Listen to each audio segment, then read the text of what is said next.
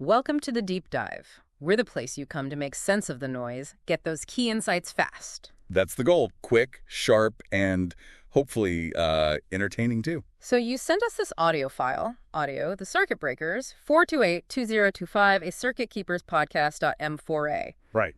And wow, it covers a lot of ground. Doesn't it just? It really jumps around. We've got AI voice scams, cruise ship dangers, which I didn't see coming, their own personal habits they're trying to kick. Which is quite revealing, actually. Yeah. Then this totally bizarre AI John Lennon interview, a rained out party, and even like philosophical musings on what a scam even is. A real mix. So our job today, our mission is basically to pull out the most compelling bits, connect the dots for you. Exactly. Find the signal in the noise. Where should we start? The AI scams felt pretty central. I think so, too. That seemed to be the kickoff point, and honestly, it's probably the most immediately relevant fear for a lot of people right now. For sure. The hosts, they sounded genuinely worried. And you can see why, right? As podcasters, their voices are just out there. Yeah. Completely exposed. Anyone could potentially grab a sample. And the tech is getting so good. Imagine getting a call, sounds exactly like, I don't know, your sibling, your parent, saying they're in trouble, need money. How would you know?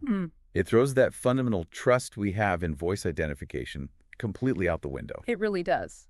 Which makes their whole chat about needing safe words kind of funny, but also not funny. Yeah, it underscores the anxiety, doesn't it? It's like we need these almost childishly simple solutions for this incredibly sophisticated threat.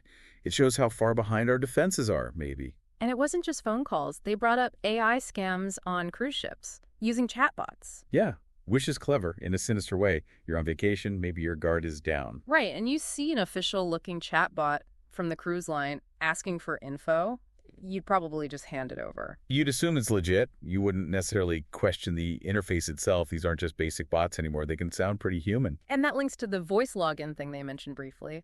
If someone can clone your voice. Your voice print for banking suddenly seems incredibly vulnerable. Yeah. Makes you think twice about biometric security, doesn't it? Definitely. We need multiple layers, not just one thing. Though I did like the little joke about Bryan Cranston being the secret mastermind behind it all. Huh? Yeah, that was good. A bit of dark humor to cope with the scariness of it all. It kind of lightens the mood, acknowledges how wild it is without making you panic. So from that tech anxiety, they pivoted hard into something much more mundane. Personal habits. Yeah, it was quite the gear shift. Fiddler talking about doom-scrolling Instagram shorts. Oh, tell me about it, that endless scroll. So relatable. A total time waster. It's interesting that specific habit maybe points to someone who, seeks constant novelty, easily distracted, perhaps. Could be. It's a very common modern affliction, isn't it? That need for the next quick hit of information or entertainment. Then there was molecule and the cuticle picking. Right, and the silicone finger covers. That's quite specific. It is. But it shows real self-awareness, right? Identifying a problem, finding a very practical physical solution. Yeah, it sort of suggests a methodical approach. Maybe someone who doesn't like imperfections, even small ones, wants to fix things. Possibly. And then you have Case just declaring, I'm 100% perfect. Which naturally everyone else immediately called out. Of course. It's such a bold claim. You can't say that without expecting some pushback. It makes you wonder, is that genuine, supreme self-confidence, maybe a bit of denial? Or is it just a persona trying to get a rise out of the others? Hard to tell. It definitely added a funny dynamic, though. Then the neighborhood party story. Oh, yeah. Rescheduled because of a band, and then it pours rain anyway. Classic. And their reactions were quite telling, weren't they? Totally. One hiding in the car, seeking comfort, maybe control. One under a chair, resourceful, adaptable. And the third just wishing they'd stayed home. Maybe someone who prefers things to go according to plan. Less keen on unexpected bumps. It's like a mini case study in coping mechanisms. And that little aside about the neighborhood name, whether it had Native American roots or not. Shows how local stories get passed around, maybe embellished, maybe forgotten. Different people care to different degrees, too. Okay, but we have to talk about the AI John Lennon. Oh my God, yes. That was something else. Surreal is the word. The things it came out with.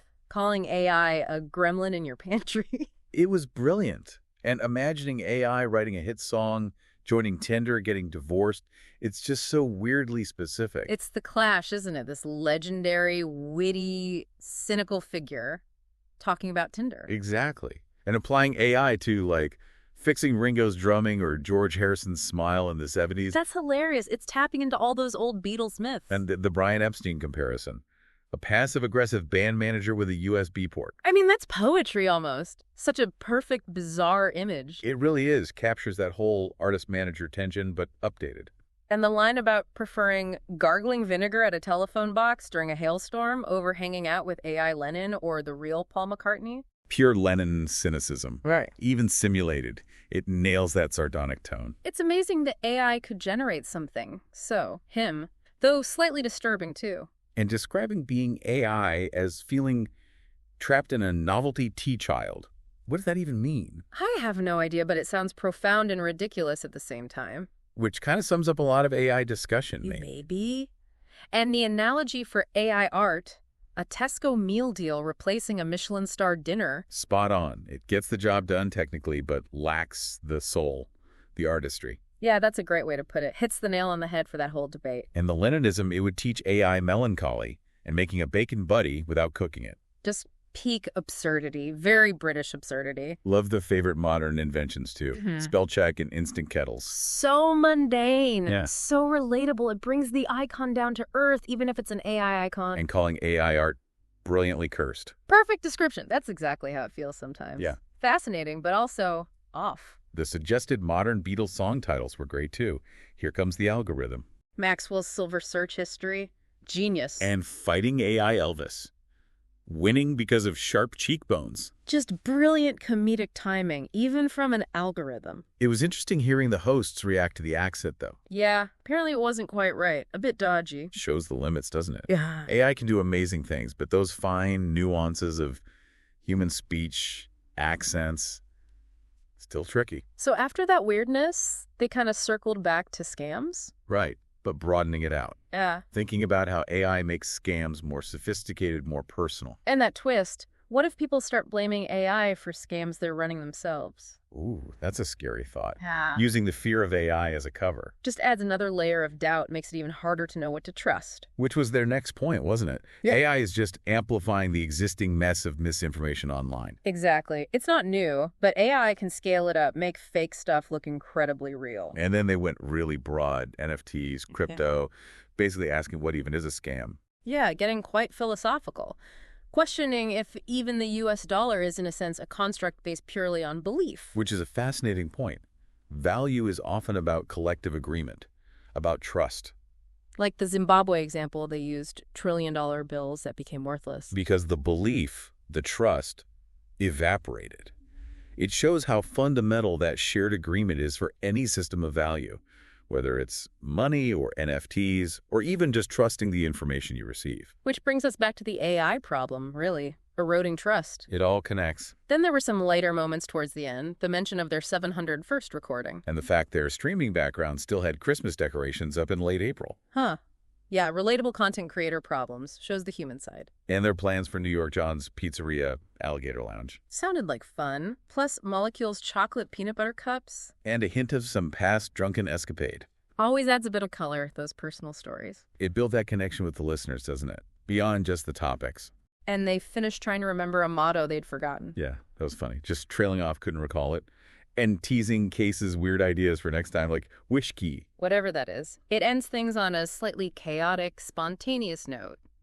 Keeps you guessing. Yeah, leaves it open. So, summing up this deep dive, we've gone from very real AI threats and scams To some funny insights into human habits and personalities. through that absolutely wild AI John Lennon simulation. And ended up thinking about the very nature of value, belief, and scams. We tried to pull out the threads that connect all these seemingly random topics for you.